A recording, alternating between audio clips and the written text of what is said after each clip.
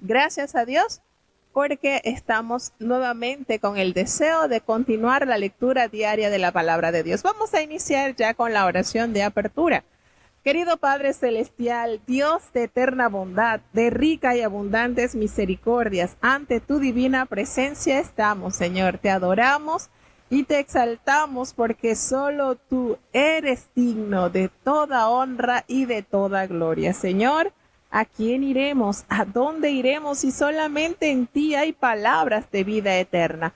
Gracias por esta preciosa oportunidad que una vez más nos concedes. Perdona nuestros pecados, faltas y errores cometidos delante de ti, pues ante tu presencia no hay hombre que no peque. Pecamos en pensamientos, pecamos en acciones, pecamos en palabras. Ayúdanos, Señor, a cambiar. Danos ese deseo ferviente de ser conforme a tu voluntad, Señor. Gracias te damos por esta oportunidad que nos concedes una vez más de estar leyendo tu palabra, Señor. Permite que tu Espíritu Santo sea que abra nuestro entendimiento, nos capacite y dé en nosotros esa necesidad, Señor, preparando nuestras mentes, nuestros corazones, nuestras manos para obedecer, para atender, para amar, para hacer tu voluntad, Señor. Gracias por los países que ya están con nosotros, Señor, desde los Estados Unidos, los hermanos desde México, desde Alemania, desde Chile, desde Honduras. Están en tus manos, Señor. República Dominicana. Padre, que en ellos se cumpla esa promesa descrita en tu palabra, porque como desciende de los cielos la lluvia y la nieve y no vuelve allá, sino que harta la tierra y la hace producir, y da simiente al que siembra y pan al que come. Así será tu palabra que sale de tu boca. No volverá a ti vacía, antes hará lo que tú quieras y será prosperada en aquellos a quienes la has enviado.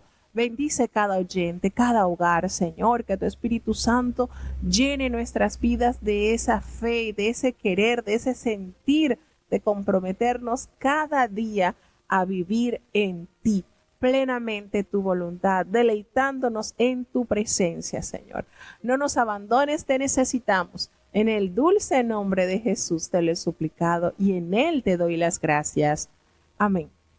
Bueno, bienvenidos una vez más a todos los oyentes que ya están ingresando para tener la lectura diaria de la palabra de hoy. Estamos en el libro del profeta Zacarías y para este día vamos a tener la lectura de los capítulos 3, 4, 5 y 6. Vamos a adelantar en estos capítulos de modo que para mañana nos queden 3 capítulos nada más. Vamos sin ya demora, pues vamos a iniciar con la lectura del capítulo 3. De este precioso libro profético. Zacarías capítulo 3. Y mostróme a Josué el gran sacerdote, el cual estaba delante del ángel de Jehová, y Satán estaba a su mano derecha para serle adversario. Y dijo Jehová a Satán: Jehová te reprenda, oh Satán, Jehová, que ha escogido a Jerusalén, te reprenda. ¿No es este tizón arrebatado del incendio? Y Josué estaba vestido de vestimentas viles, y estaba delante del ángel. Y habló el ángel, e intimó a los que estaban delante de sí, diciendo: Quitadle esas vestimentas viles. Y a él dijo: Mira que he hecho pasar tu pecado delante de ti, y te he hecho vestir de ropas de gala. Después dijo: Pongan mitra limpia sobre su cabeza. Y pusieron una mitra limpia sobre su cabeza, y vistiéronle de ropas, y el ángel de Jehová estaba en pie.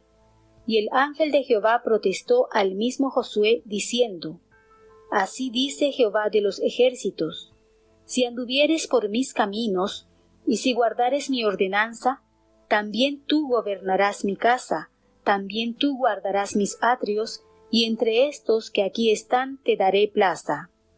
Escucha pues ahora, Josué gran sacerdote, tú y tus amigos que se sientan delante de ti, porque son varones simbólicos.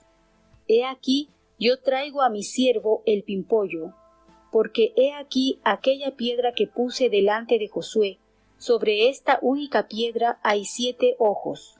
He aquí, yo grabaré su escultura, dice Jehová de los ejércitos, y quitaré el pecado de la tierra en un día. En aquel día, dice Jehová de los ejércitos, cada uno de vosotros llamará a su compañero debajo de la vid y debajo de la higuera. Bueno, tenemos entonces en este capítulo varias cosas muy particulares. Yo me sorprendí mucho cuando por primera vez leí este capítulo. Hace referencia a Pimpollo y yo, bueno, ¿y esto? Y aparte notamos también en este capítulo cómo el Señor reprende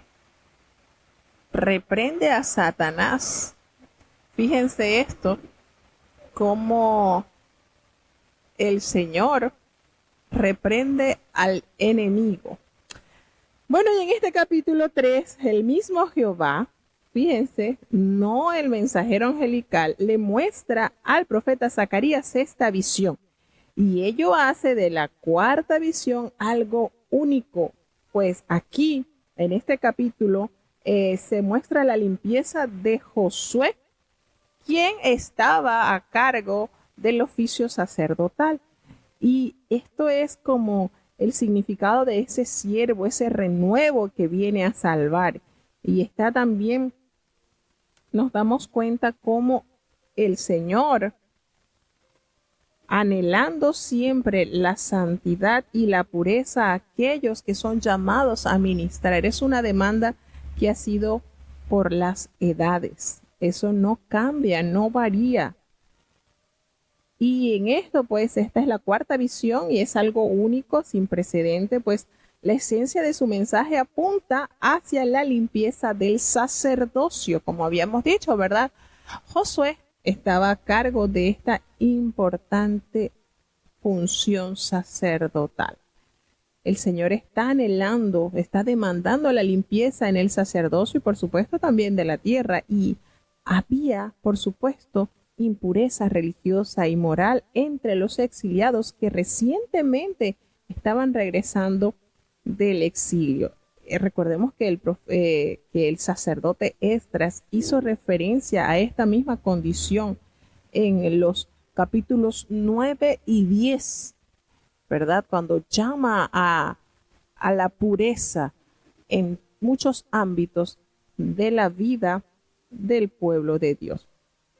Y aquí nos dice entonces cómo Satanás estaba hablando con el Señor como que si fuese un fiscal, y el Señor le reprende inmediatamente. Con el diablo no se habla, con el diablo no se dialoga. El diablo no se debe dialogar. El mismo Señor lo reprende para que él deje de interferir en los planes del Señor. Fíjense nos hace referencia en el versículo 6 sobre la venida del renuevo. El ángel de Jehová amonestó al sacerdote Josué y le dijo: así dice Jehová de los ejércitos, si anduviereis por mis caminos, si guardareis mi ordenanza, también tú podrás gobernar mi casa y guardarás mis atrios, y entre estos que aquí están te daré lugar. Fíjense cómo hay una situación que debe estar presente en todos aquellos que anhelan ser instrumentos de Dios, útiles para toda buena obra. Es andar en el camino de Dios, no andar por nuestros propios caminos, por nuestros propios pensamientos. Es dejarse tomar de la mano de Dios y ser guiados con prontitud por nuestro Padre Celestial. Y le da las instrucciones. Escucha, Josué, sumo sacerdote, tú y tus amigos que se sientan así delante, porque son varones simbólicos. Esto es un milagro, es una señal, es una maravilla, una muestra. Y esta palabra de simbólico aparece aproximadamente 36 veces en el Antiguo Testamento y por primera vez pues aparece en Éxodo, donde Dios menciona las maravillas que Moisés haría ante Faraón. Y esto pues no es otra cosa que un milagro, aunque generalmente pues se traduce por señal. Y a pesar pues de que encierra esta idea de algo milagroso, es algo referente a connotar una ilustración o un ejemplo, en este caso pues cómo el Señor hace prodigios, ha hecho prodigio en muchos y durante muchos años, y se describe también en el libro del profeta Ezequiel como señal. Pues el Señor promete traer a su siervo y da así ese sentir en el capítulo 3, versículo 8, cuando hace referencia sobre que el Señor trae a su siervo el pimpollo, dice en nuestra versión, ¿verdad?, del año 1909, pero también hace referencia al renuevo. Por supuesto, esto hace conexión directa con nuestro amado Salvador Jesucristo. Recordemos que pimpollo tiene el significado de un árbol nuevo, algo que acaba de brotar, y en especial es como un pino erguido, firme, con gran majestad. Eso es un pimpollo, un renuevo.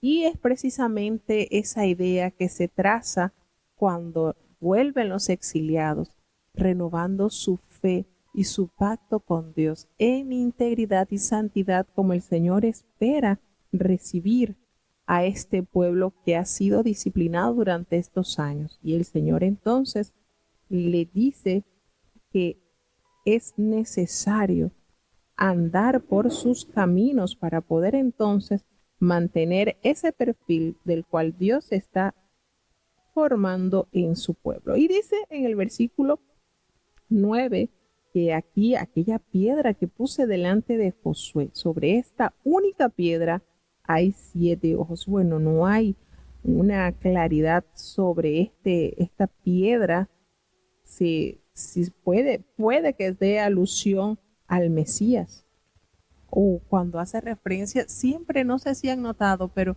se hace referencia al número 7, siempre está connotando la perfección y la plenitud de Dios.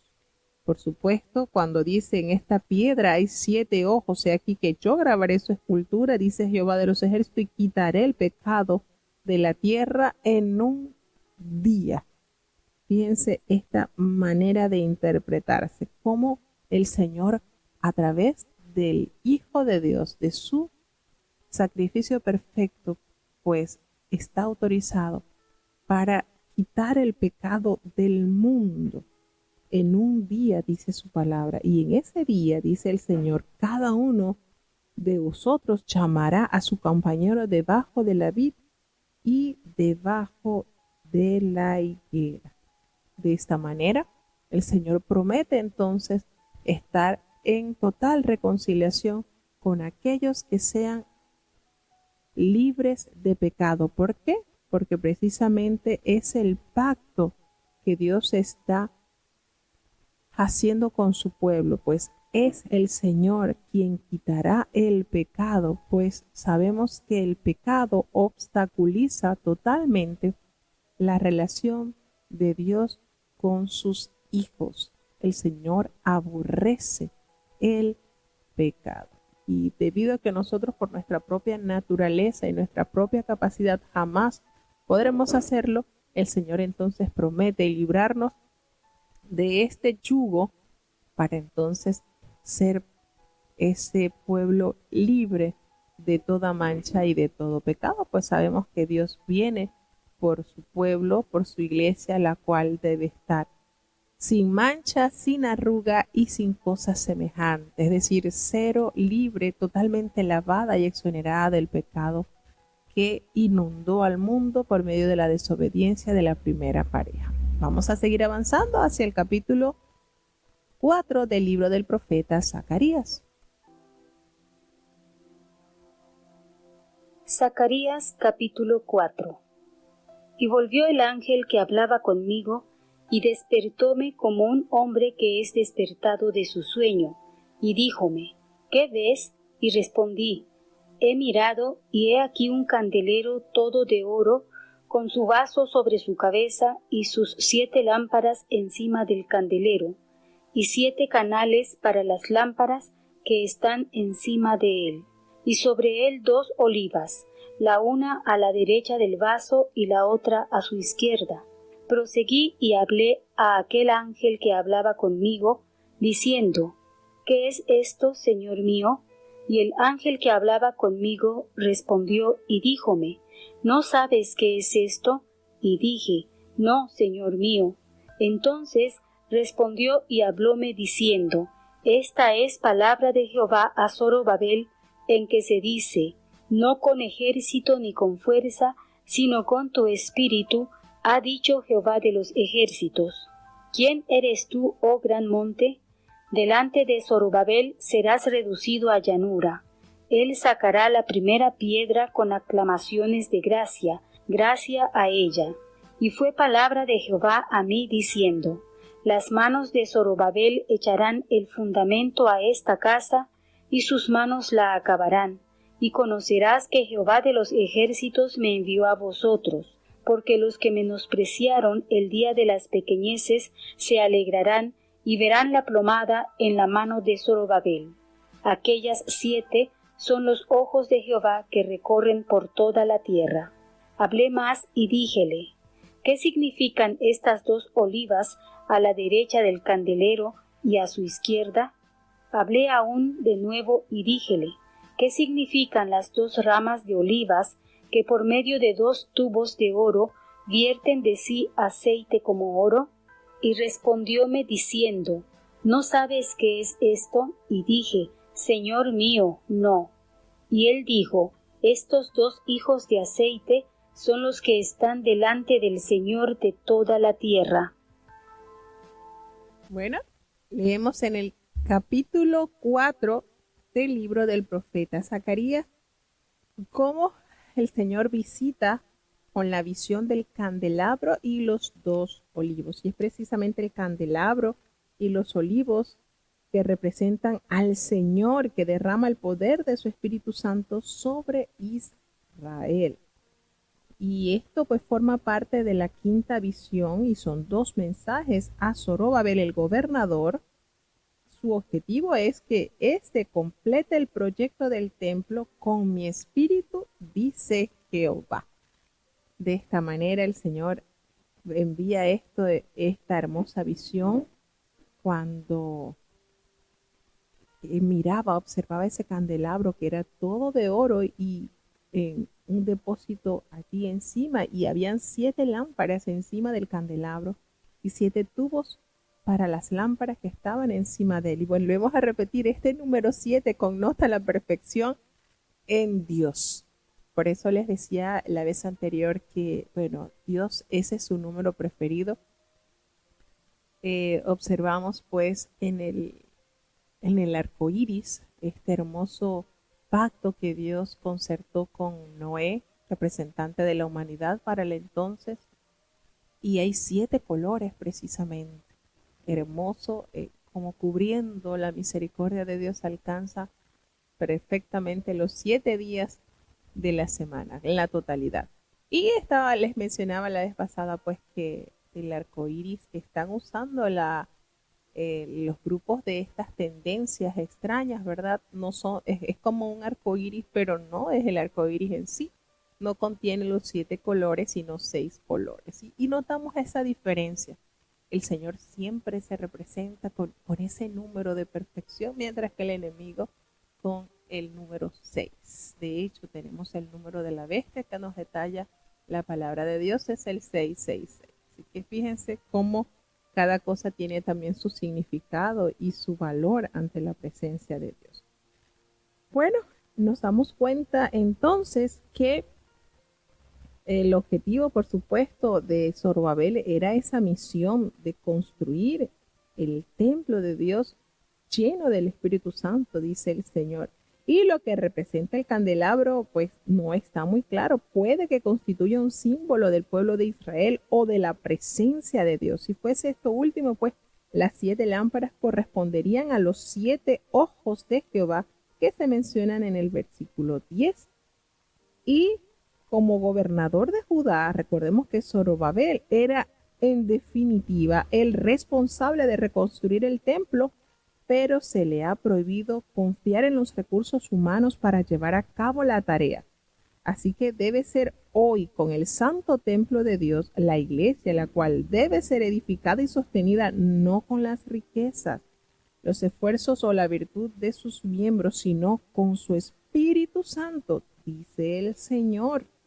Notamos entonces, cuando se complete el templo, todos reconocerán su belleza y se darán cuenta de que no es el resultado del esfuerzo humano, sino la gracia de Dios. Por eso hace mención cuando dice, oh gran monte, y posiblemente hace la referencia a los adversarios del proyecto del templo, al desalentado grupo de constructores o algún tipo de disturbio que existió entre el pueblo, pues Dios se ocupará de que quede convertido en una llanura. Y el uso de monte en el Nuevo Testamento y la obvia alusión de Zacarías a Isaías 44 también hacen de estas palabras una promesa para el futuro.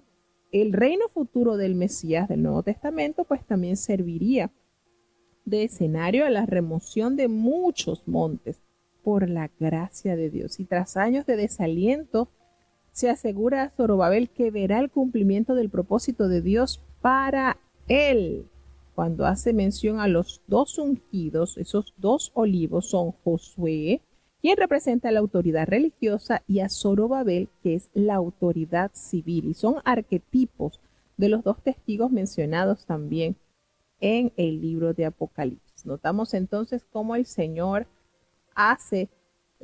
manifiesta por medio del profeta los planes y proyectos que han de ejecutarse por mano de estos siervos que han sido escogidos y han sido preparados para esta preciosa obra que el Señor tiene estipulado. Cuando hace referencia el Señor a su poder, al ejército, esa fortaleza, esa fuerza, ese poder militar, a ese valor, a esa riqueza, y su significado básico es fuerza, y es especialmente la militar. Se puede referir también al poder derivado de su acumulación de bienes, y eso quiere decir a las riquezas, como lo dice el Señor. En el versículo 6 dice, entonces respondió y me habló diciendo, esta es palabra de Jehová Zorobabel, que dice, no es con ejército ni con fuerza, sino con mi espíritu, ha dicho Jehová de los ejércitos. ¿Y cuántos nos deleitamos nosotros con este versículo que está en el capítulo 4 del libro del profeta Zacarías, ¿verdad? No es con nuestra fuerza, sino con el poder de su Espíritu Santo. Fíjense qué hermoso.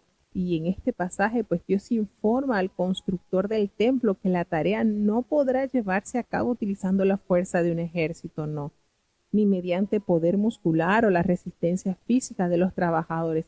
Sencillamente se alcanzará más bien mediante el poder del Espíritu de Dios. Hay versículos en la palabra de Dios que nos inyectan un ánimo, una motivación tremenda.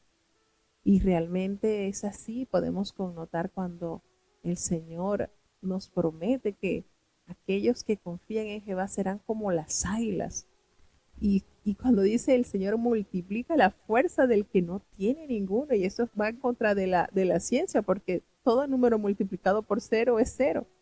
Y el Señor dice, multiplico la fuerza del que no tiene ninguno, porque precisamente no es con la fuerza muscular, con la capacidad, es con la presencia del Espíritu Santo en la vida de cada uno de sus hijos, de los que han creído en Él, de los que han abrazado esta maravillosa fe y este glorioso sentir de la presencia de Dios en sus vidas.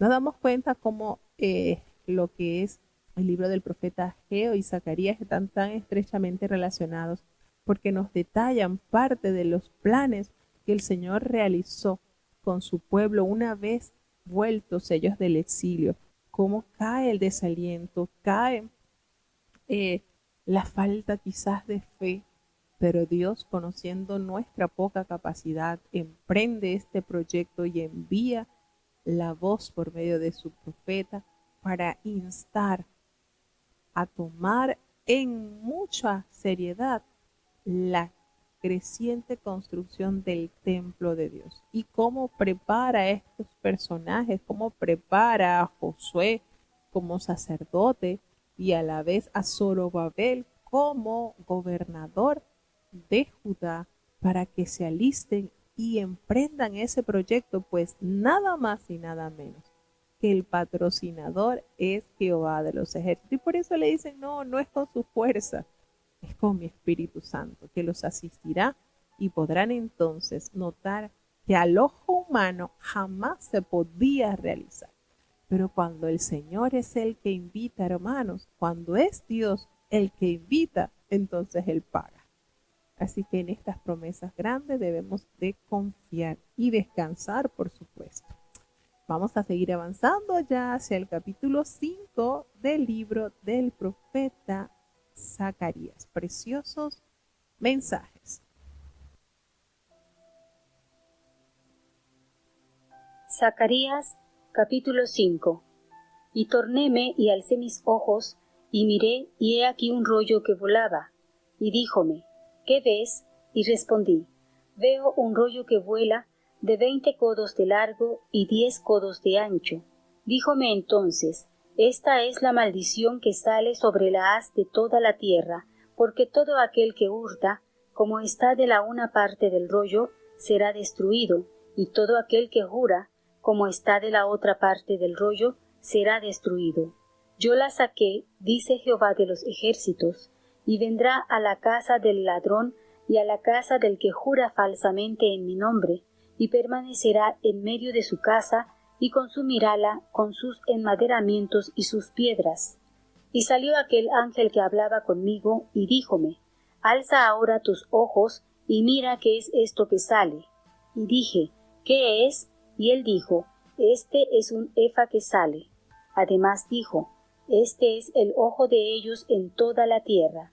Y he aquí, traían un talento de plomo, y una mujer estaba asentada en medio de aquel efa. Y él dijo, esta es la maldad, y echóla dentro del efa, y echó la masa de plomo en su boca.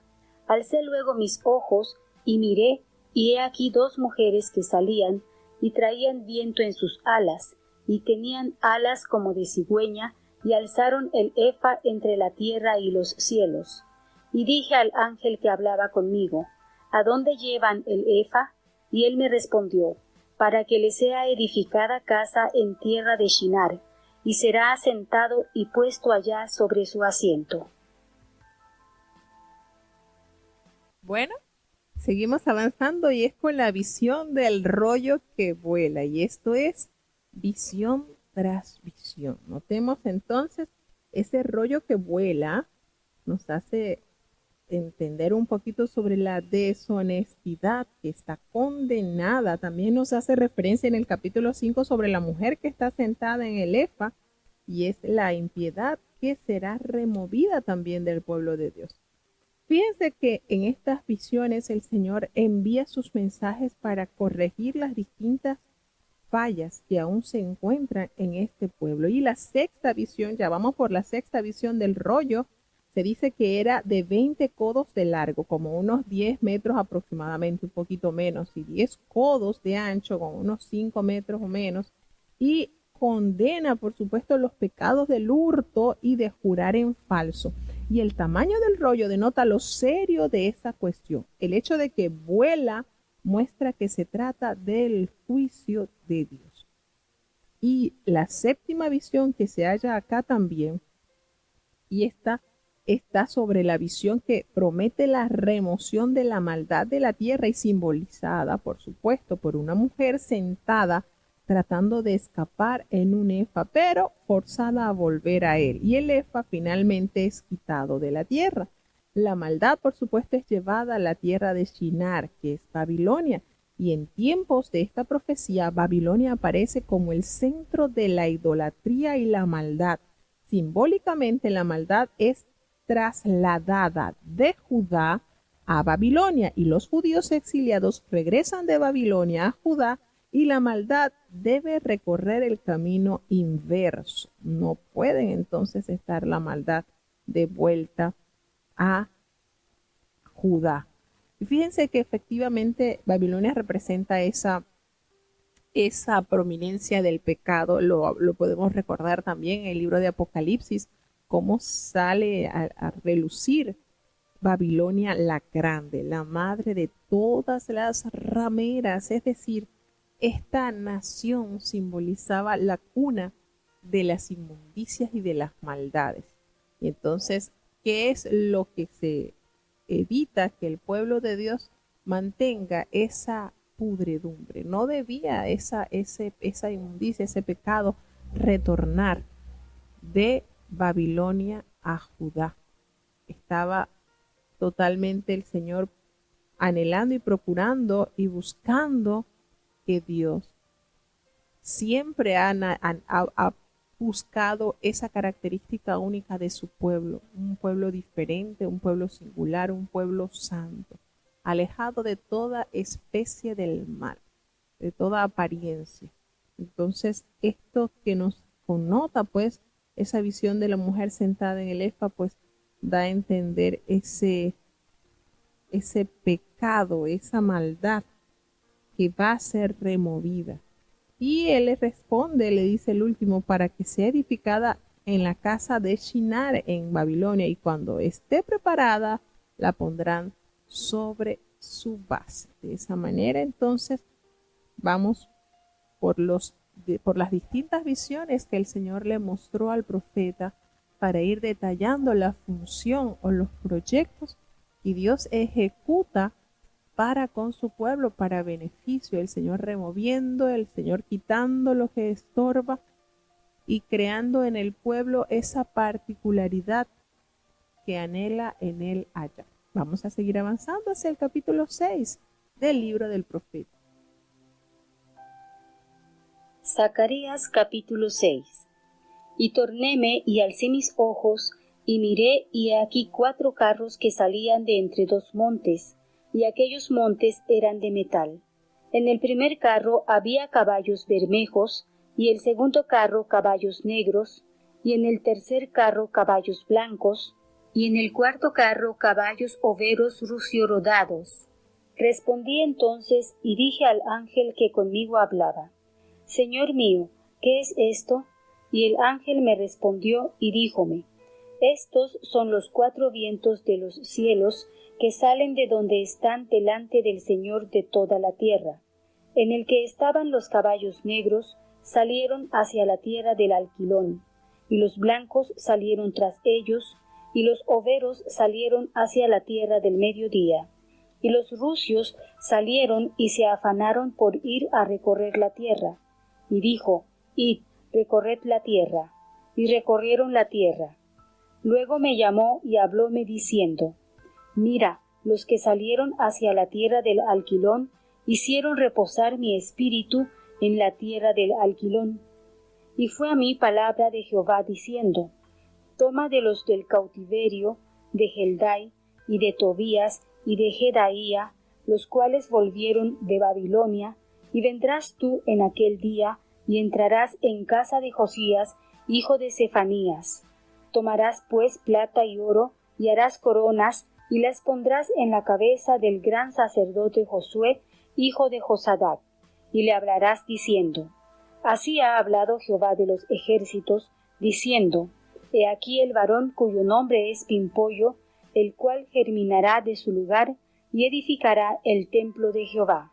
Él edificará el templo de Jehová, y él llevará gloria, y se sentará y dominará en su trono, y será sacerdote en su solio. Y consejo de paz será entre ambos a 2. Y Helem, y Tobías, y Jedaía, y Gem, hijo de Sefanías, tendrán coronas por memorial en el templo de Jehová. Y los que están lejos vendrán, y edificarán en el templo de Jehová, y conoceréis que Jehová de los ejércitos me ha enviado a vosotros. Y será esto, si oyereis obedientes la voz de Jehová vuestro Dios. La clave de la bendición está en la obediencia a Dios, sin duda alguna. Por las edades el Señor pide. ¿Qué pide de vosotros, oh casa de Israel, sino que le obedezcáis? Dice el Señor, ¿verdad? Y una vez más el Señor realza este mensaje en este libro profético, pues la obediencia trae bendición, por supuesto, tanto individual como nacional. Y bueno, en este capítulo 6 vemos la visión de los 4 carros, que son los espíritus del cielo que enjuician a toda la tierra. La visión final de los 4 carros describe el control soberano de Dios sobre toda la tierra, y algunos comentaristas ven un paraíso entre los 4 caballos de este paisaje, de este pasaje bíblico, y los 4 caballos del Apocalipsis capítulo 6. Sin embargo, aparte de que tienen colores similares, el vínculo que los relacionaría no está tan claro. Aún más, no parece que los diferentes colores signifiquen algo. De la misma manera, la tierra del sur y la tierra del norte simbolizan a los gobiernos de toda la tierra y no a determinada nación moderna. El Espíritu de Dios se ve como descansando sobre la tierra del norte, porque en aquel tiempo Babilonia era el mayor enemigo potencial de Israel. Y el número 4 representa el dominio de Dios sobre los 4 puntos cardinales. Los carros no se utilizaban como medio de transporte, sino de guerra. Por lo tanto, esta visión trata del juicio soberano de Dios sobre toda la guerra. Así que se cambia el simbolismo y en lugar de carros se habla de espíritus o vientos, habiéndose ya referido a los 4 vientos del cielo en el capítulo 1, versículo 10. Y en estos vientos puede que sea una alusión a los 4 puntos cardinales. El Espíritu Santo recorre toda la tierra para así cumplir el propósito de Dios. Se lee sobre las coronas y en plural, ningún sumo sacerdote del Antiguo Testamento fue jamás coronado rey, aunque se le permitía usar un turbante, no podía ceñir una corona. Así que de manera que Josué prefigura claramente a aquel que llevaría la corona, cumpliendo los 2 oficios de rey y sacerdote. Las muchas coronas probablemente se reflejan en el libro del Apocalipsis, donde se dice que había en su cabeza muchas diademas, porque es mandado a coronar a Josué. Vino palabra de Jehová diciendo, y le dice entonces al profeta: toma de los cautiverios de Eldai a Tobías y a Jedaías, los cuales volvieron de Babilonia, irás tú en aquel día y entrarás en la casa de Josías, hijo de Sofonías.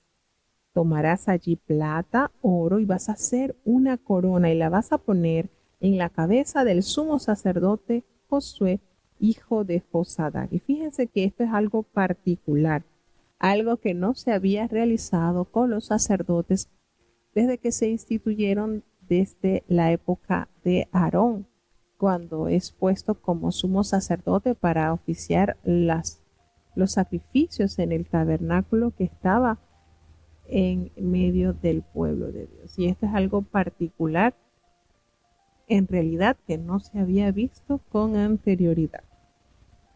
Y nos damos cuenta entonces cuando en el versículo dice el Señor: edificaré el templo de Jehová y él llevará la gloria y se sentará y dominará en su trono, y habrá sacerdote a su lado y el consejo de paz habrá entre ambos.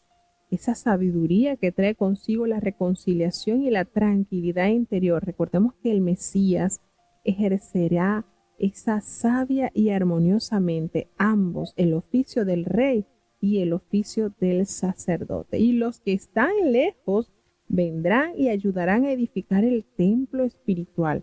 Son los gentiles que aceptarán al Mesías. Aquí se hace alusión, ¿verdad?, a esa hermosa promesa de reconciliación. Los que están lejos vendrán y ayudarán a edificar el templo de Jehová, y conoceréis que Jehová de los ejércitos me ha enviado a vosotros. Y esto sucederá, por supuesto, si oyereis obedientemente la voz de Jehová vuestro Dios. Qué manera el Señor, pues, de armar, de organizar las funciones y las mejoras que habían de hacerse presentes en la Judá reconstruida. Pasado ya los años de cautiverios, el Señor levanta a este pueblo, cumple con su promesa, regresa a este remanente, pero la voz profética lo sigue asistiendo, y en esta oportunidad el profeta Zacarías, ¿verdad?, contemporáneo con Ageo, son enviados por Dios para emitir este mensaje de esperanza y a la vez de compromiso hacia Dios. Ya no estaba presente ese majestuoso templo del cual el templo se gloriaba.